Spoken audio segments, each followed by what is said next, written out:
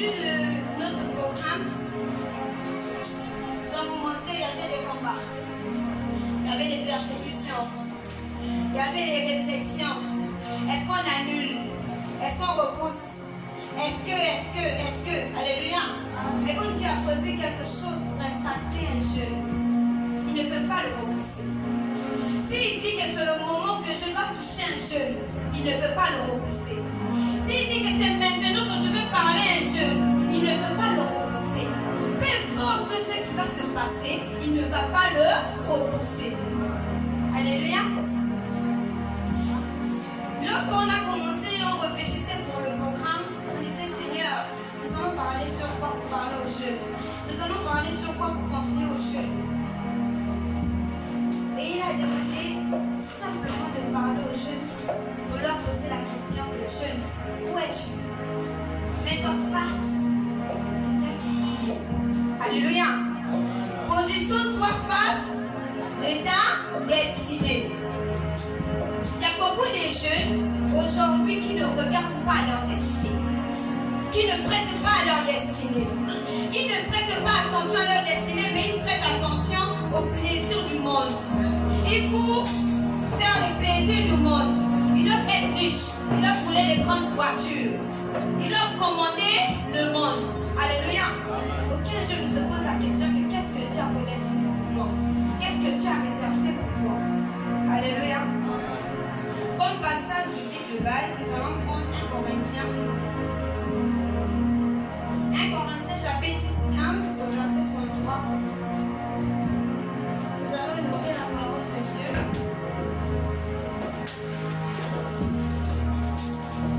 Lisons la parole de Dieu dans 1 Corinthiens chapitre 15, le verset 33. Il est écrit: ne vous y trompez pas. Ne vous y trompez pas. Les mauvaises compagnies corrompent les bonnes mœurs. Alléluia. Prenons place. Il y a des gens qui m'ont précédé. Il y a des gens qui sont venus avant moi. Ils ont commencé par ce passage biblique. Alléluia. C'est comme maintenant, comme une chanson, ne vous trompez pas, les mauvaises compagnies corrompent les bonnes mœurs. Moi, je vais vous donner la profondeur de ce passage biblique. Alléluia. Jeune, ne te trompe pas sur ta destinée.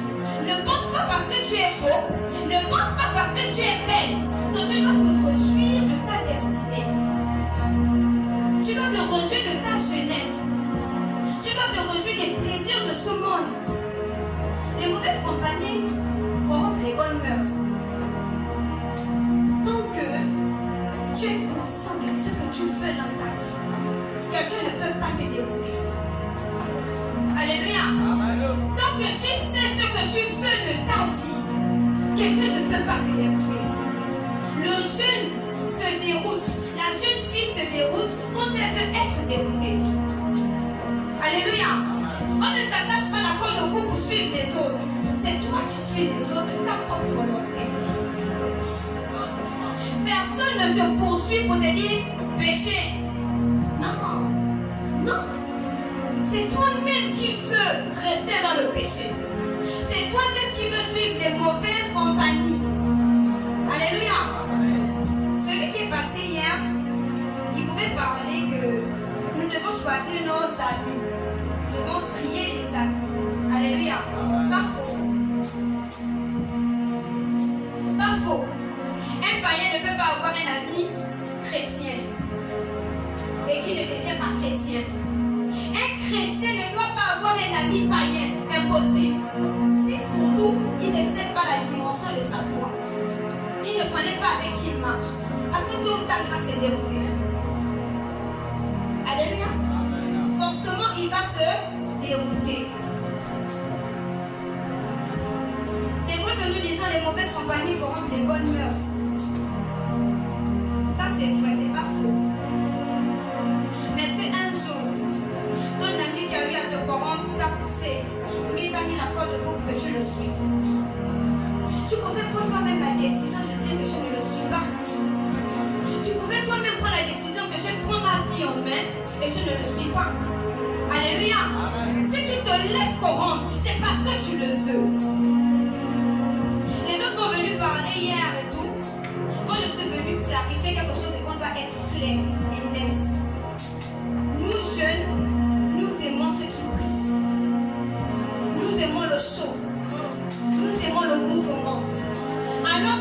voyons l'œuvre de Dieu comme, je peux dire, une faiblesse.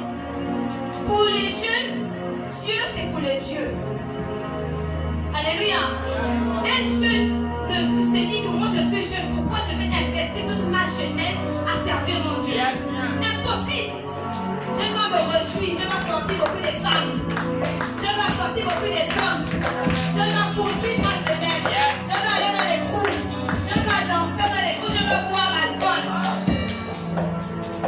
C'est ce même alcool là qui te détruit. Ce sont ces mêmes jeunes que tu dis qui te corrompent là, que toi-même tu corromps. Parce que tu pouvais bien leur emmener en Christ, mais tu préfères de leur suivre. Après tu te dis qu'ils te corrompent. Alléluia. Ne se voilons pas la face. Ne se voilons pas la face. Le jeune qui part avec toi dans les groupes, ce jeune a besoin que tu le parles de Jésus.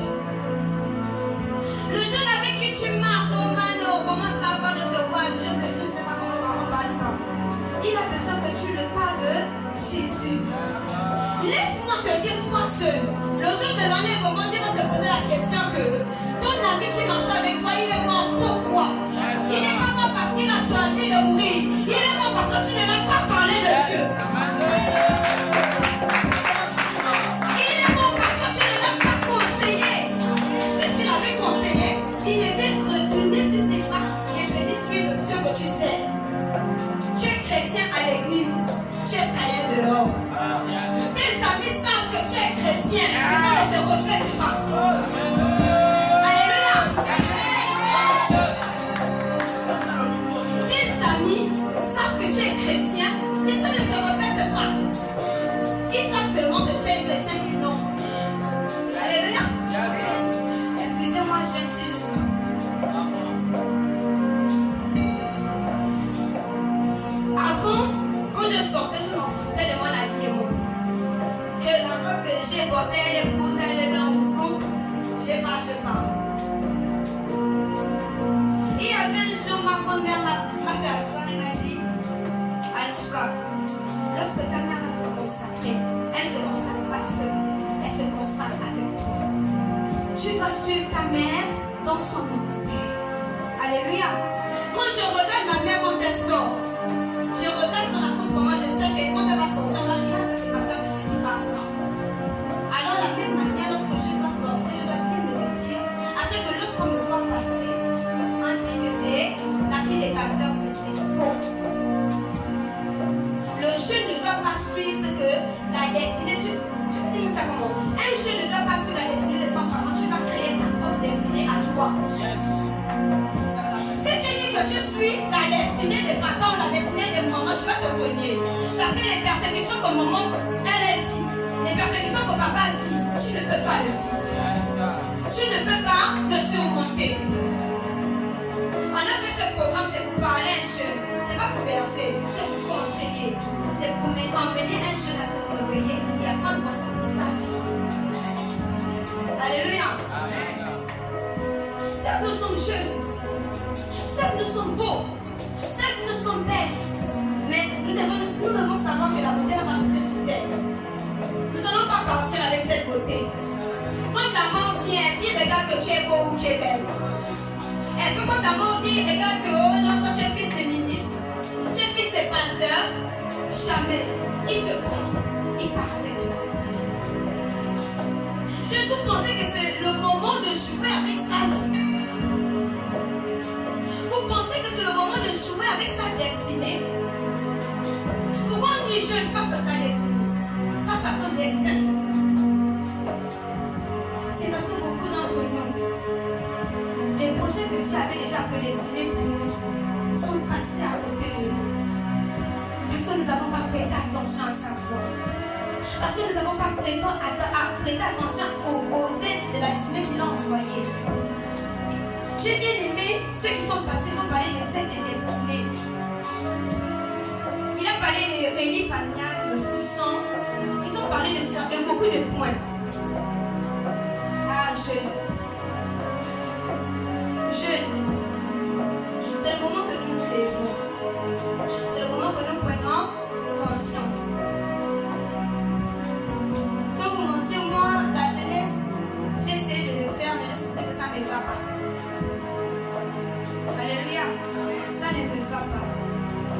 Et je me pose des questions que comment d'autres jeunes arrivent à se plaire dans ce lieu, dans ce milieu, dans cet endroit. Ils font comment?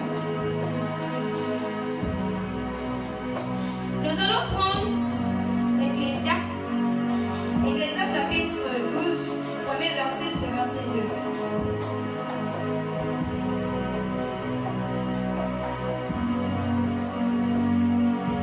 2. Ecclésiaste 12, 1 à 2. Tu es? Qui est à la plage? Lisons la parole de Dieu dans Ecclésiaste 12, du verset 1 à 2. Il est écrit: Jeune homme, réjouis-toi dans ta jeunesse. Livre ton cœur à la joie pendant les jours de ta jeunesse. Marche dans les voies de ton cœur et selon les regards de tes yeux. Mais sache que pour tout cela, Dieu t'appellera en jugement. Bannis de ton cœur le chagrin et éloigne le mal de ton corps. Car la jeunesse et l'aurore sont vanité. Jeune homme, réjouis-toi de ta jeunesse. L'Éternel ne vous empêche pas de faire la vie. Il a donné libre arbitre à tout le monde. Alléluia, c'est pas ça. Mais il y a un mais. Sache que tu ne vas pas rester impuni de toutes tes œuvres. J'ai besoin qu'un jeune soit distingué parmi les autres jeunes. J'ai besoin que nous nous distinguions parmi les autres jeunes. Alléluia. Je vais choquer quelqu'un. On a parlé de Élie et Élisée. Hein? Auparavant, est-ce qu'on savait qu'Élisée existait? Est-ce qu'on savait qu'Élisée existait même s'il marchait à côté d'Élie? Non, non. Alléluia. Est-ce qu'on savait qu'Élisée existait à côté d'Élie? On savait seulement qu'il y avait un jeune homme qui suivait Élie. Alléluia. On savait seulement qu'il y avait un jeune homme qui était le serviteur d'Élie, n'est-ce pas? Élisée a su se distinguer. Il a su se distinguer. Il s'est dit, je ne peux pas rester dans le flou. Je ne peux pas rester dans l'ombre de mon maître. Il faut que lorsqu'il part, je prends quelque chose de lui. Alléluia. Si Élisée, si on lit plus la Bible, on va se rendre compte que Élisée était un peu têtu. Un peu. Il ne suivait pas tout le temps son maître à la loupe. Il ne suivait pas tout le temps les règles de son maître. Mais ce jour-là, c'est comme s'il savait qu'il y a quelque chose que Dieu va lui laisser. Il a collé ce jour son maître comme si ce n'était pas permis. Il a collé son maître partout où son maître partait, il était là. Partout où son maître allait, il était là. À l'intérieur de lui se posait la question, mais pourquoi je suis mon maître comme ça? C'est pas comme ça d'habitude. Parce qu'il savait qu'il y a quelque chose que Dieu devait lui donner. Alléluia. Il y a quelque chose que Dieu veut donner à un jeune. Beaucoup d'entre nous jeunes, on méprise le pasteur Gustave, il faut se dire la vérité. Lorsque cet homme parle, on le méprise. On méprise sa parole. Mais laissez-moi vous dire que quand il va partir, nous allons le pleurer. Nous allons le pleurer. Parce que les enseignements qu'il a eu à donner, on n'a pas prêté attention, on va le chercher.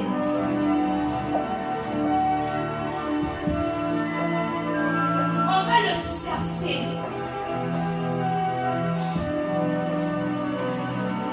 On va le chercher. Alors qu'est-ce qu'Élie a fait? Quand il est en train de parler de mon message, il disait, hey, tonton, il faut laisser le message là, bébé. Il ne faut pas toucher le côté là.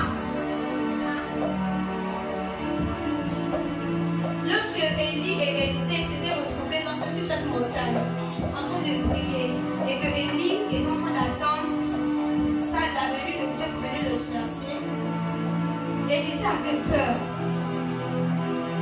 Pourquoi il avait peur? Il avait peur que son maître le laisse et qu'il ne sait pas comment s'y prendre. Alléluia. Il avait peur que l'ennemi le terrasse. Il avait peur que l'ennemi le renverse sans son maître. Alléluia. Mais ce qu'il avait oublié, c'est que son maître avait déjà intercédé pour lui fort longtemps. Son maître l'avait déjà préparé pour son départ. Son maître savait. Il savait à l'intérieur de lui qu'il allait rester fort et fidèle à Dieu. Qu'il allait rester fort et fidèle à Dieu. Est-ce que nous ne nous posons pas la question que qu'est-ce que Dieu veut de nos vies? Qu'est-ce qu'il attend venant de nous? Où il veut nous emmener? Dans quel niveau il veut emmener avec nous? Il veut partir avec nous. Nous nous attardons à nous déchirer, à regarder qui m'a étoisé, à regarder qui m'a piaffé, à regarder qui m'a jugé. Je suis face à ton destin. Tu prends quelle route? Il y a deux chemins. C'est ça qu'on n'a pas dit dans le message. Sur ton chemin de destin, là, il y en a deux. Tu choisis quelle route? Tu choisis de prendre quelle route? La route du plaisir, les réjouissances du monde pour revenir à Dieu après. Ou bien la route de Dieu, souffrir, pleurer, se lamenter tous les jours pour le nombre de choses qu'on va faire dans la marche chrétienne. La marche chrétienne n'est pas facile, ça on le sait, c'est difficile. Je peux vous en témoigner. J'ai pleuré plusieurs fois dans ma chambre. J'ai pleuré amèrement. Je me suis rebellée contre mon père, je me suis rebellée contre ma mère. Parce que j'ai senti que le Seigneur, je m'envoyais sur cette terre pour venir pleurer. Mais ma soeur n'était pas fatiguée de me parler. Ma soeur n'était pas fatiguée de me parler. Je ne peux pas vous dire que la marche avec Dieu c'est du miel et du sucre jeune. La marche avec Dieu c'est de se priver de tout en tant que jeune. Quand tu vois les autres sortir, aller danser, aller dans les anniversaires et quand choisir une tenue, que tu sais que la tenue là tu ne peux pas porter, c'est se sacrifier. Tu es prêt à te sacrifier. Tu es prêt à tout laisser tomber. Est-ce que le jeune est prêt à tout laisser tomber? Est-ce que le jeune est prêt à tout laisser tomber pour Dieu? Est-ce que le jeune est prêt à prendre la décision de marcher avec Dieu? Est-ce que Dieu est prêt? Est-ce que un jeune est prêt ce soir à accepter qu'on le juge? Est-ce que tu es prêt à accepter qu'on t'insulte? Est-ce que tu es prêt à accepter que tes parents te fassent sortir de la maison? Est-ce que tu es prêt à ce que tes amis se moquent de toi?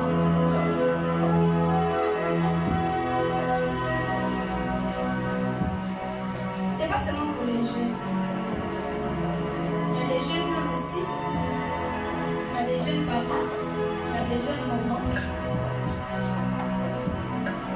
La marche avec Dieu n'est pas facile. Dieu ne nous a jamais dit que lorsqu'on vient vers lui, tout sera l'huile, le miel, le sucre. Remarquez bien que la plupart des jeunes qui ont marché avec Dieu, c'était difficile pour eux. Dans la maison du roi David, il y avait d'autres jeunes. Alléluia. Et on avait d'autres jeunes. Pourquoi c'est le jeune là que Dieu a prédestiné pour être roi? C'est la même chose. Il y a beaucoup de jeunes dans ta maison. C'est pas ça. Pourquoi c'est toi que Dieu a prédestiné à être chrétien? Pourquoi c'est toi que Dieu a destiné à sauver ta famille? Pourquoi c'est toi que Dieu a dit que je vais passer par toi pour sauver ta famille?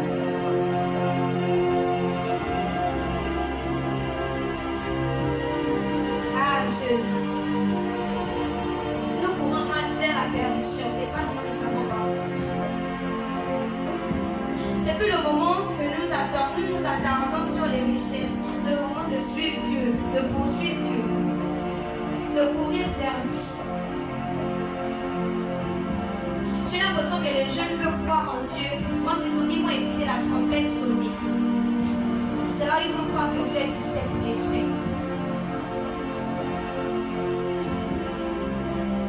David n'avait rien. David n'était rien. Mais Dieu a su le relever. Dieu a su changer son statut. Parce que quoi? Il craignait Dieu. Il savait sur qui il s'appuyait. Il savait sur qui il comptait.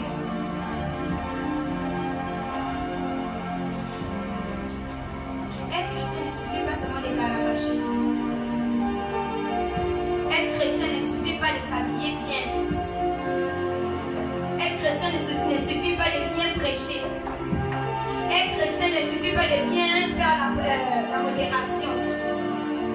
Être chrétien, c'est son être intérieur. Être chrétien, c'est son être intérieur. Je vous assure que je peux bien prêcher, mais si mon cœur est sale, si mon cœur est noir, si j'attache les gens dans mon cœur, je ne suis pas digne d'être appelée chrétienne. Je ne suis même pas digne d'être appelée fille de Dieu.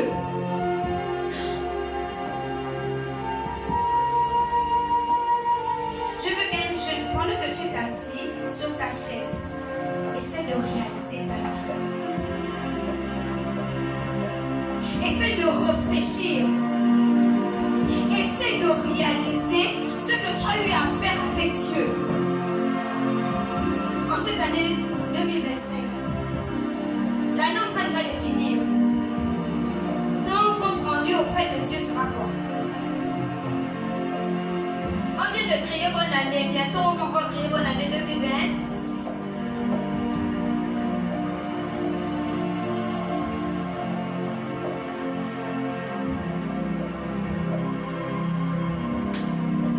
Hier, le frère pouvait parler sur les relis de sang, les relis familiales. C'est ça, non? Les réclamations familiales à travers le sang. Il a tout dit, c'est vrai, c'est la vérité. Je ne comprenais pas ce qu'il a dit. Ça, c'est la vérité. Alléluia. Donc, en tant que chrétien que tu t'appelles, ça ne peut pas peser sur toi.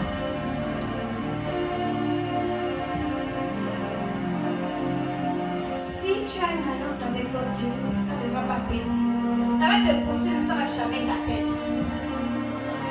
Ça va te suivre, mais ça ne va jamais t'atteindre. Parce que lui dit dans sa parole que toutes les condamnations qui a eu à être sur toi sont déjà. Voilà.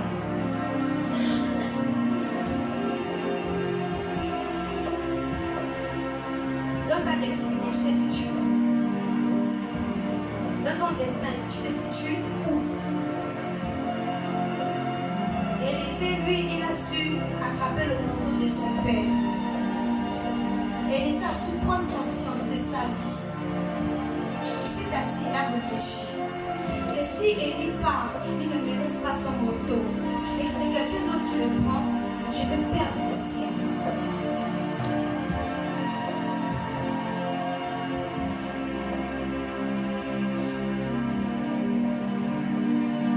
C'est même pas mon message. Mon message a été chamboulé là tout de suite. Moi, je vais poser la question à un jeune. Je vais poser la question à tout le monde. Quand ce temps va partir, qui va rester ici?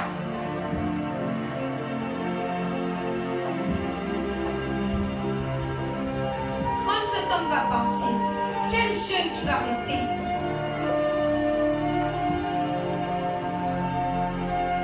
Hein? Ce n'est pas seulement les papas, les pasteurs Florent, pasteurs Hans qui va rester ici. Il y a un jeune qui va rester en ce lieu. Alléluia. Quel jeune qui va lever la main pour dire je reste en ce lieu pour poursuivre mon ministère, pour accompagner ce ministère jusqu'à la fin? Quel jeune qui est prêt à passer des nuits blanches parce qu'on va le persécuter? Vous savez, les nuits blanches que cet homme passe parce qu'il doit intercéder contre les démons de vos familles qui se lèvent contre lui. Vous savez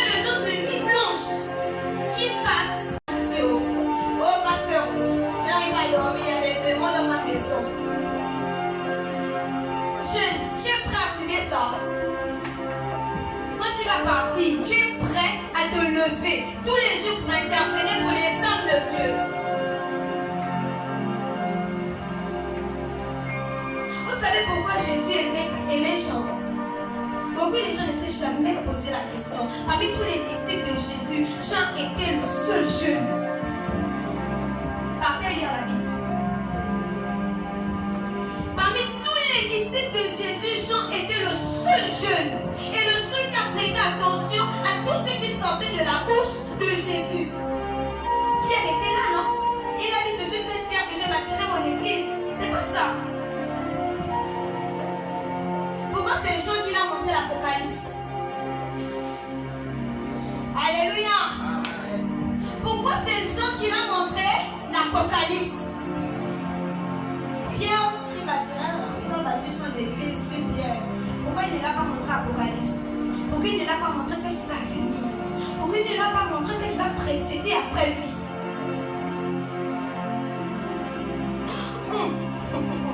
Hier, comme des autres gens qui le prêcher avant moi, je vous dis amen. Mais là, la salle est chaude. Alléluia. La salle est chaude.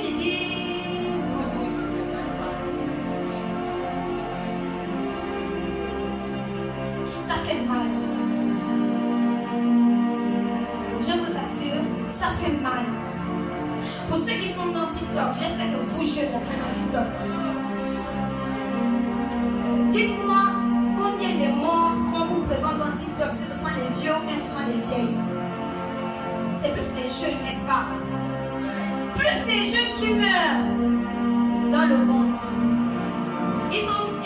Nous sommes parfaits. Alléluia. Tu es parfait. Tu es parfait. Tu es parfait plus que ceux qui meurent. Tu es même plus que ceux qui meurent. Si on regarde ta vie, tu es pire que celui qui meurt. Alléluia. Quand Dieu veut te punir, il met des choses sur ton chemin. Quand papa il commence à s'asseoir déjà à la maison pour me parler. Anouchka, c'est oh Dieu. Oh Anouchka, oh Anouchka. Laissez-moi un peu tranquille. Il a dit tu ne veux pas comprendre, non? Ils m'ont envoyé dans un lieu où je vois tous les jours de mort. Tous les jours, les gens meurent devant mes yeux. Tous les jours, je vois l'être humain rendre l'âme. Auparavant, je ne voyais pas ça. Je vois un homme qui a marché avec ses deux pieds comme vous, qui meurt devant moi avec tout son corps, toute sa beauté, toute son élégance, même étant malade. Et vous allez me dire, je suis encore jeune, je suis encore belle, je la réjouis de ma jeunesse, je suis encore beau. Beaucoup de filles là. Alléluia. Qu'est-ce que tu veux vraiment de toi? Qu'est-ce que tu attends venant de toi-même? On ne te demande pas de dire que tu veux réussir parce que papa et maman, tu dois sauver papa. On doit se comprendre. Qu'est-ce que toi-même tu attends venant de toi-même? Hein? Est-ce que vous êtes arrivé une fois de vous asseoir et de vous juger vous-même?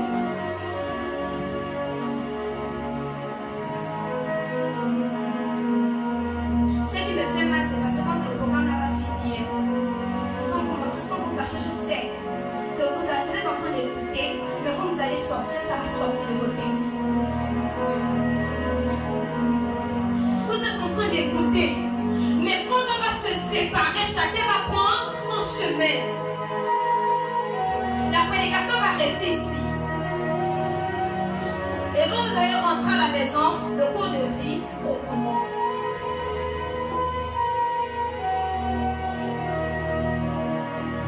Nos papas ici nous aidaient, ils étaient. Quand tu regardes Pasteur Florent, tu sais que c'était un homme qui était élégant, frais, beau dans sa jeunesse. Quand Quand tu regardes Pasteur Christophe comme il se met de comme il se met, mais tu sais que les filles comprennent là. Quand tu regardes Pasteur Ange, tu dis Seigneur, tu es mon cœur. C'est pour vous dire que dans leur jeunesse, ils étaient frais, ils étaient pauvres, jusqu'à leur vieillesse. Ça leur emmenait quelque part. Ça leur donnait quelque chose. S'ils ne rencontraient pas Jésus, je ne sais pas s'ils devaient vivre encore en ce lieu. Alléluia. Il peut vous donner leur témoignage. Ces papas sortent de loin. Et s'ils n'avaient pas Dieu dans leur vie, ils n'allaient pas survivre. Alléluia. Ils peuvent vous donner leur témoignage. Je crois bien que le pasteur Christophe lui donne presque tout le temps son témoignage pour fortifier un jeune. Ce papa, cet homme, ce père qui est pour nous, il dormait sur des bancs des églises. Il était malade. Le médecin ne l'a pas guéri. Les gamins ne l'ont pas guéri. C'est celui que toi, jeune, tu refuses d'accepter dans ta vie. C'est celui que toi, jeune, tu te décides de tourner le dos. Qui l'a sauvé, qui l'a guéri. On connaît Dieu que quand nous sommes dans les difficultés. On connaît Dieu que quand tout va mal dans notre famille. Et lorsqu'on perd un proche, on s'en d'insulter Dieu. Que pourquoi il a laissé cette personne mourir. Si Dieu permet à ce que la mort frappe dans ta maison, c'est de ta faute.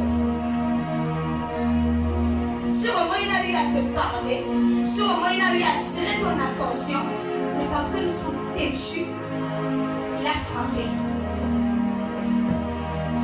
Alléluia. La sœur Rebecca pouvait faire un rêve, un songe, avant que le programme ne commence. D'où le pasteur Gustave. Nous savons que quand Dieu prend l'apparence du pasteur Gustave, c'est que ce n'est pas le pasteur Gustave. Alléluia. Et il avait un cahier en main où il était en train de noter les noms de tous les jeunes. Et vous savez ce qu'il mettait au bout des noms, des prénoms? La croix rouge. Croix.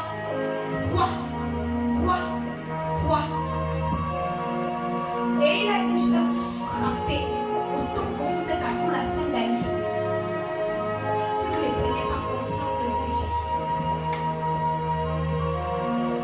Quand elle s'est réveillée, heureuse d'abord qu'elle est internationale, elle a pris peur. Elle a raconté à Pasteur Cécile. Pasteur Cécile a dit, après le programme, parle aux jeunes. Moi, avec cela, je vais vous parler. Jeunes, Dieu a dit ceci. Si nous ne prenons pas conscience et nous ne sommes pas ce que nous ne voulons pas laisser, que nous connaissons, que je connais, que vous connaissez, on sera frappé.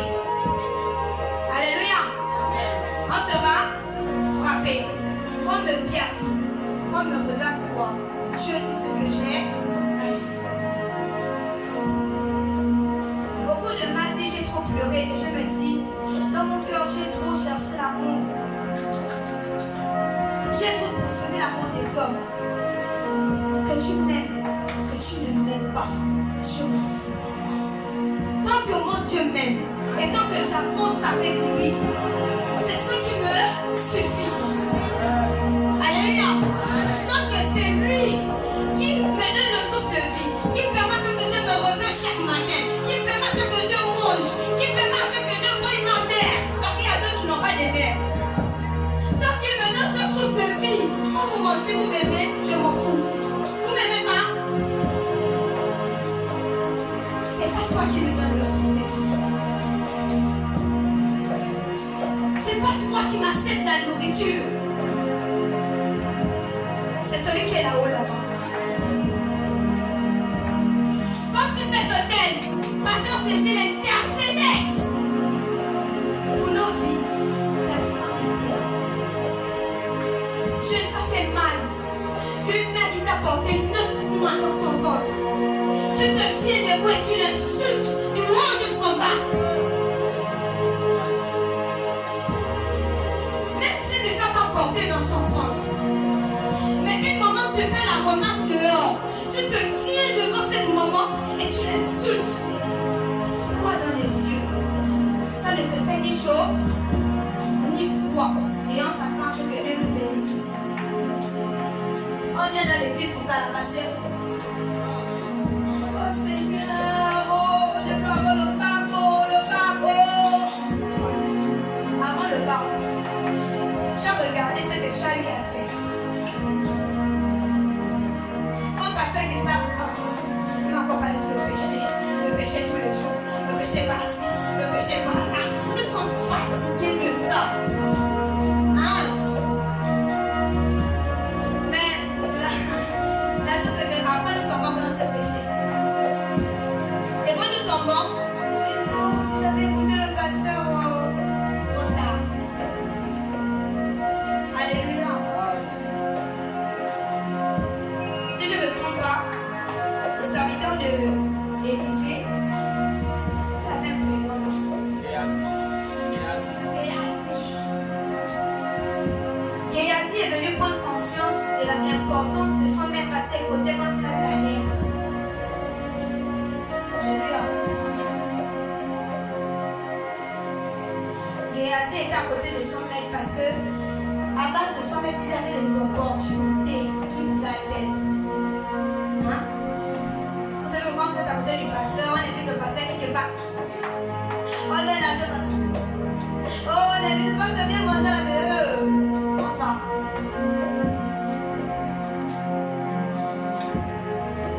Géasi était trop amoureux de l'argent. Il n'était pas amoureux de Christ. Il était amoureux de l'argent et ça conduit à ce que toute sa génération et sa descendance périssent avec la lèpre.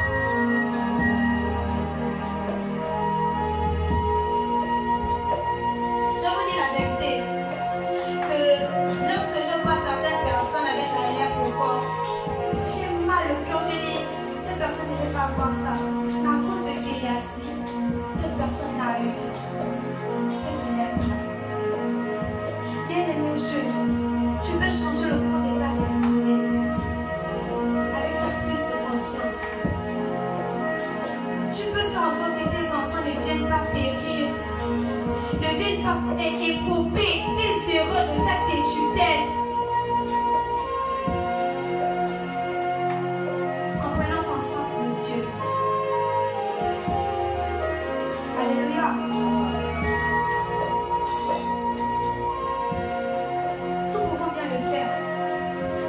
Si nous prenons une décision ferme dans notre vie, nous pouvons changer le cours de nos vies, le cours de notre destinée. Je sais que tous les jeunes qui sont en ce lieu sont capables d'impacter les nations. Vous êtes capables de toucher les vies. Vous êtes capables de vous tenir et de conseiller un foyer et que ce foyer se rétablisse. Toi, jeune, tu es capable d'impacter une nation. Juste toi seul. C'est parce que tu te négliges.